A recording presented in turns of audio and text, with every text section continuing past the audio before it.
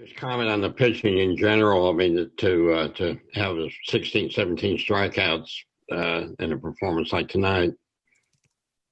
I mean, pitching the last two nights has been outstanding. Obviously, it took our offense a while to get going, really both nights, and we made a few base running mistakes after really running the bases well on Saturday, and kind of it hurt us tonight, but we overcame it. But the pitchers, I talked to them about in the outfield. Just what a great job they've done the last couple of days after the first day didn't go so well. So they bounced back. They're tough, and Lockhart gave us some quality innings. I don't know what it was, 4 innings, and then obviously, we went through a few, with Taylor and Wiggins and Costi and them, and obviously Cops came in and shut the door the last 2 innings. Just how big for Franklin to get the big hit, considering he's had the slow start? Yeah, we knew it was coming. I mean, he hit a ball deep to center field the other night, about 405, and lined out to left, hit a ball pretty good to center. Obviously, he struck out more than normal, but we kind of knew it was coming. He's level-headed. He hung in there, and we kept telling him, "Hey, it's coming. Just keep swinging. You're fine. We're not upset. It happens. It's the way the game works." Touch. Yeah, Dave, Cops didn't have the best outing in game 1, but what gave you the confidence to go to him again in a big spot tonight? Probably more than anything, just experience. And we know pretty quick if he's got that cutter going, and he did. So, we decided once we saw him out there, if it hadn't gone good the first hit or two, we would have gone to someone else. And we had some good arms out there that haven't thrown yet. Nolan, Morris. We got Adams, Gray. Some of these guys, and some of you guys haven't seen them, but they're pretty good. So just give him the first shot, and he had a good 8th inning. We thought, hey, send him back out. Glad we punched in a couple runs, give us a little bit of breathing room, and just glad he threw well. Good for him. Matt. Hey, what did this weekend say about the SEC West with the way that the 3 teams performed down there? Yeah, they're 3 pretty good teams, here, and there's a few more back in their hometowns right now too. So the division is going to be tough. The whole league is tough. It's, what can you say? There's some good teams here from the Big 12, and obviously it can flip from weekend to weekend, but the teams from our league played really well this weekend. Kendall. Coach, I was talking to Sauce a minute ago just about your offense. Just seems like you guys are always waiting to strike, and he said he thought this lineup, at least from a game planning perspective, is more balanced than the 2019 lineup. Would you agree with that assessment? I don't know yet, to be honest with you. I mean, I just have to see it a little bit longer, and if you put Goodhart in there and we make a move here or there, it can be deep. Right now we have, a couple guys that aren't swinging it real well, but, you look at the weekend as a whole, it's like a couple guys here the first night, a couple guys yesterday, and, really a little bit of everybody tonight, but it took us about 7 innings to get it going. I still think that, we're still feeling our way, exactly what order I want to put these guys in that scores runs. And again, if we can get Matt Goodhart back in this lineup, it's going to make it deeper, and it's going to be a tough lineup to maneuver through throughout the game, where we feel like, hey, we can keep it close. We can put together an inning or two. And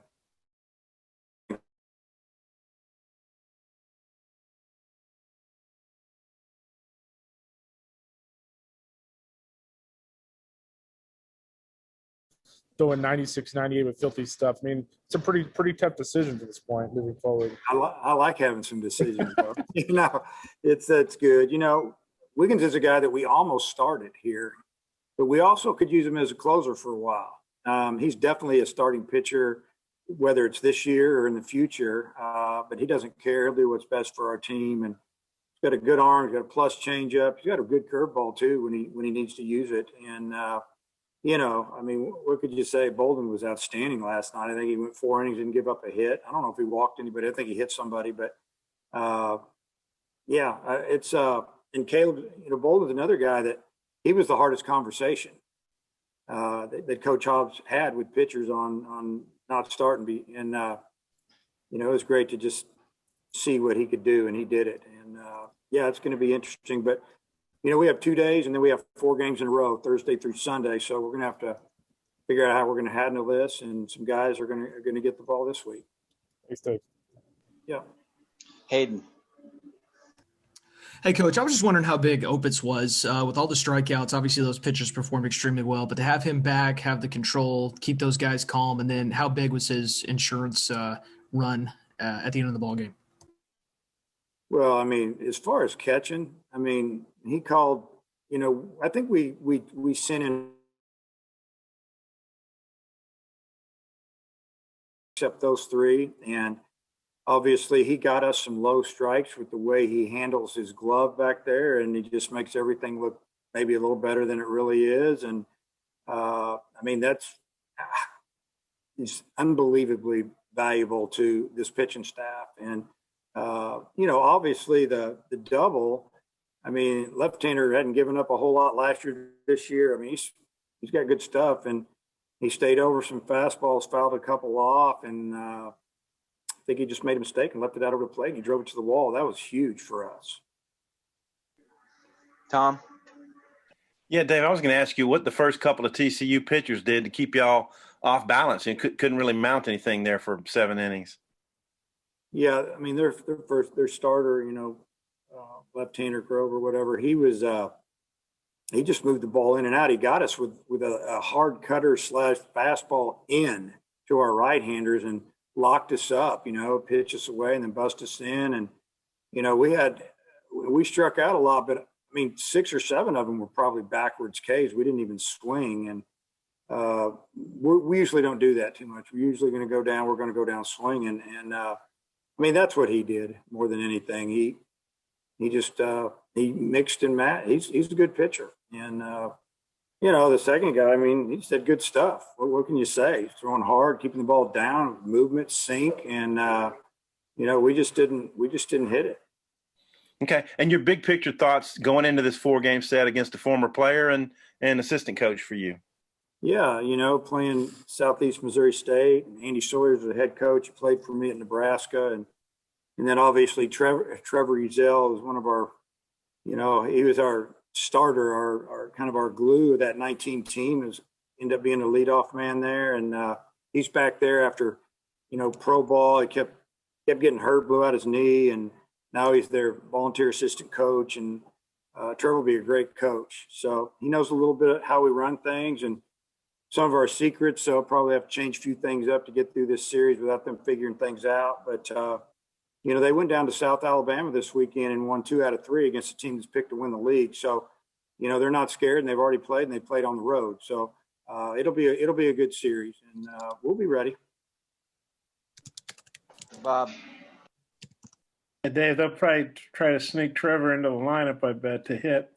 I know you said the other day, you can't read too much into these opening tournaments, but how good does it feel to go 3-0, beat 3 ranked teams, and do it with some late rallies and some dominant pitching at times? Yeah, and I think, what I mean by that is that if you lose, it's not the end of the world because you have your whole season. But what you learn from these tournament games, especially one this good, right, to start the season, which is very rare, is what you need to work on. And we learned a lot about our toughness and a little bit of the, how we're going to handle our pitching. But, just that the team likes to play. And but winning 3 games, I mean, that's great because any win you can grab with the schedule we're playing this year is a good thing. I mean, you look, the Western Division, we play on the road at Ole Miss, Mississippi State, LSU. I mean, I could go on and on. Alabama supposedly got the best pitcher in the league. So it's going to be, when you get wins, they're good. Hutch? You said you thought about starting Wiggins this weekend, but how would you assess his outing tonight? I got a chuckle on that one. I mean, he saw 3 hitters and struck them all out, and it was his first time he got on the mound in college. I mean, it's about as good as it could go. He's throwing the ball extremely hard, and he threw some plus changeups, and just really happy for him because he's he's got a special arm, got a big body, he's strong, and I don't think he gets rattled. and I like that about him. So he proved to us and his teammates that he deserves the ball as a starter in tight situations as a closer. So we're excited he's with us. And could you kind of fill us in on what happened there in the seventh inning on the play where there's the left fielder made an almost diving catch and out at second? Yeah, it's obviously Wallace hit that ball extremely hard, and they were playing really deep. And I thought it was over their head when he hit it, but they're playing no doubles, and basically the left fielder dove, caught the ball for a second, if that, and hit the ground. The ball came out. Our runners couldn't see the ball. I mean, what we needed to do there, our runner at first did not need to pass second base, because then he had to go back and touch the bag, so he took his eyes off the ball, didn't know where it was, and didn't realize it was on the ground. As a matter of fact, he didn't even know what happened until he came over at the end of the inning, and I told him.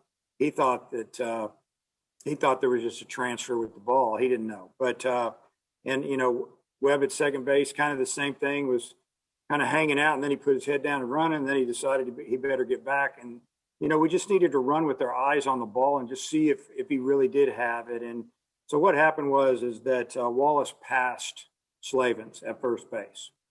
So they called Wallace out, and Slavens stayed there at first. So that means there was no force out at second base.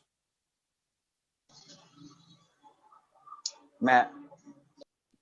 I think some people would probably be surprised to find out that you won all these games without using two of your more experienced pitchers, Nolan and Wicklander. How close did you come to using them this weekend, and how did they factor into what you have when you have 4 games against SEMO next week? They'll both pitch. They may both start.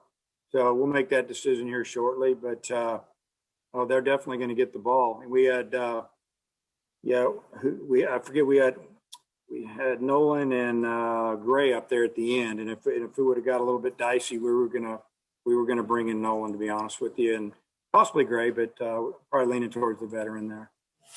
In the last 2 days, you've given up 4 hits. Was this? I know you probably can never expect your pitching staff to be that good, but was the last 2 days kind of what you thought you might get out of them this season? Well, I mean, I don't expect 2 hits a game like we've had really the last couple of days. It's been amazing. I just know if they throw strikes and they get ahead of hitters, that they're tough, because they've all got pitches they can get you out with. You got to have something to get them off your fastball, and we've got a lot of guys with good secondary stuff. But I think that they think they're good. We think they're good, and we just need to continue to work and figure out how to use these guys. Last one, Nate. Yeah, if Goodhart's good to go, where do you put Slavens this weekend? We'll see how that goes. If Goodhart's ready to go and he gets ready to hit and he feels good, we could probably DH him. The way we work things right now is a lot of times Smith will play third base, Slavens will play first. We can put Slavens in right field. There's different options. I thought Gregory did a nice job the 2 times he came in this weekend, so I'd like to get him a start or 2 this week. And, there's some young guys I want to get some at-bats, but I don't know what's going on with Matt right now as far as timetable on getting him back. But until we get him back, some other guys are going to get some opportunities, and, hopefully they do well.